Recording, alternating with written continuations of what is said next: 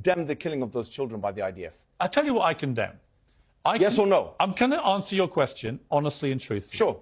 And because I've tweeted about this, right? Oh, okay. I think that what happened on October the 7th was one of the worst atrocities I have ever had to read about or watch on. It happens every day in Palestine. No. So why do you care about that? It actually doesn't. It doesn't. It does actually. No. Yes. No.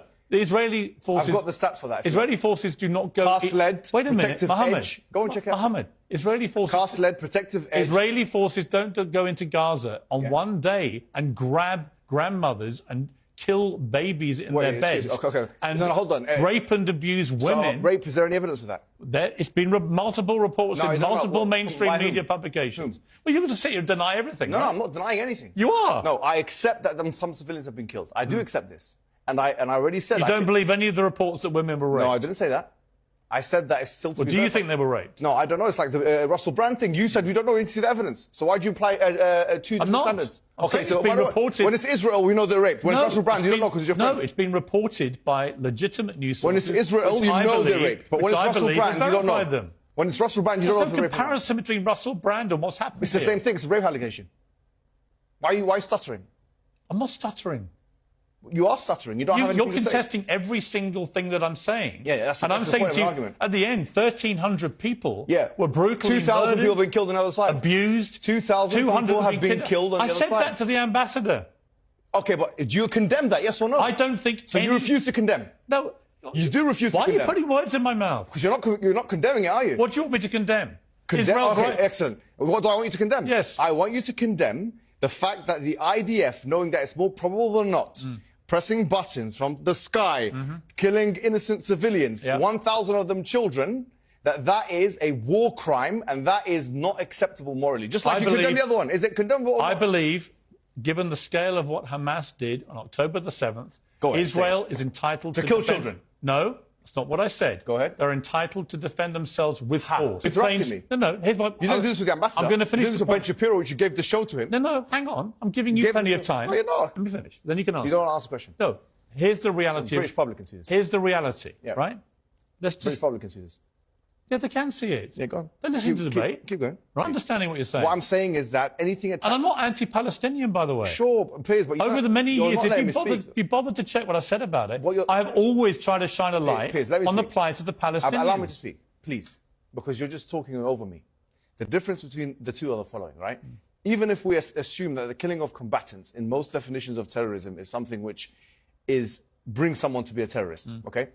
I would say that if that is the case, then the state of Israel breaks that threshold and meets that condition. Because why is Israel not a state terrorist? If their highest officials are admitting that we want to damage and we want damage and not accuracy, answer me this question. Why is the state of Israel, who are illegally occupying Gaza and the West Bank according to international law, and even the ICJ said that, okay, which is, as you know, an organ of the UN, all right? So this is international law.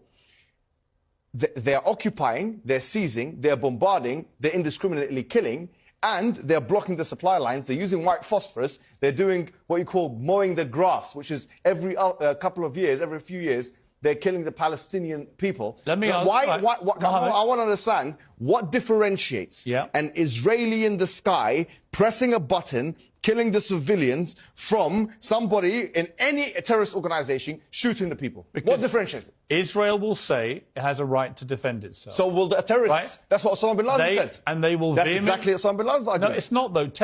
Yes, it is. I read his fatwas. I read his fatwas. Hamas aren't defending themselves. Bin Laden wasn't defending himself. Define defense. Bin Laden was trying to kill as many of the enemy as possible. Let me ask you a question. How could it be that an occupier is defending itself in the first place? The notion that Israel is defending itself is as absurd as the notion that the rapist is defending itself from the victim. Because Israel is the occupier. You haven't asked me. Hold on. Excuse me, let me finish. Just let me finish.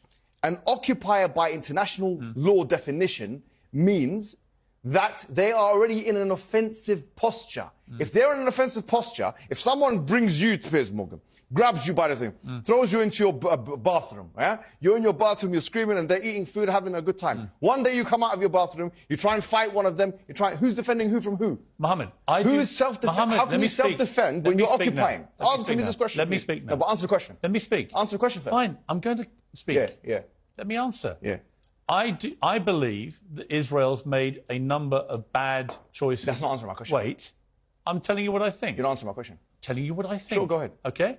I don't think Israel's been perfect at all. Right? You should have had the moral high ground. I think a lot of the decisions Israel's taken are wrong. I think Benjamin Netanyahu, by the way, his attempts to usurp the power of the Supreme Court this year in Israel has been a complete disaster. Do you condemn them from killing civilians or not? I do not. I will defend them this week. Yes or no? Wait. Yes or no? I will defend them this week in defending themselves against one of the worst terror attacks ever. So you can kill civilians for that? You can target Hamas. Can you target? No, hold on. And if Hamas, the controlling, governing, ruling body in Gaza, but hide amongst the public, this is a false. Members of the public will die. You're talking about fallacies. This is called the Moat and Bailey fallacy, which is that you're trying to defend one controversial idea by using another. It's Moat and Bailey fallacy. You can check it up in your own time. The point is this. I'm not asking you whether Israel has a right to defend itself. We've already said of the logical and legal impossibility. The logical and legal impossibility of an occupying power, according to international law, of actually defending itself because it's already... Let me finish. It's already in an offensive posture. Now, I'm saying this. If it is the case, you're just saying it's defending itself against Hamas. Is the only way to defend itself against Hamas by dropping bombs in the most densely populated area, one of the most densely populated areas in the world? Is that the only way? It's a false dichotomy, creating a false dichotomy. They could do surgery, they can do insurrection. They can go in and they can target We're going to take Hamas. a short break. I'm going to keep you here. I want to finish this. I want to give you the time. I think it's an important debate, an important conversation. Sure. But you have to answer my questions. I will. We'll come back. Yeah, but actually you have to answer mine. It's my show, actually. I can answer for the record, you can ask me as many questions as you want, but I'll tell you what I think. I've answered all your questions. We're going to take a short break. We're going to come back and we're going to finish with a few more minutes, okay?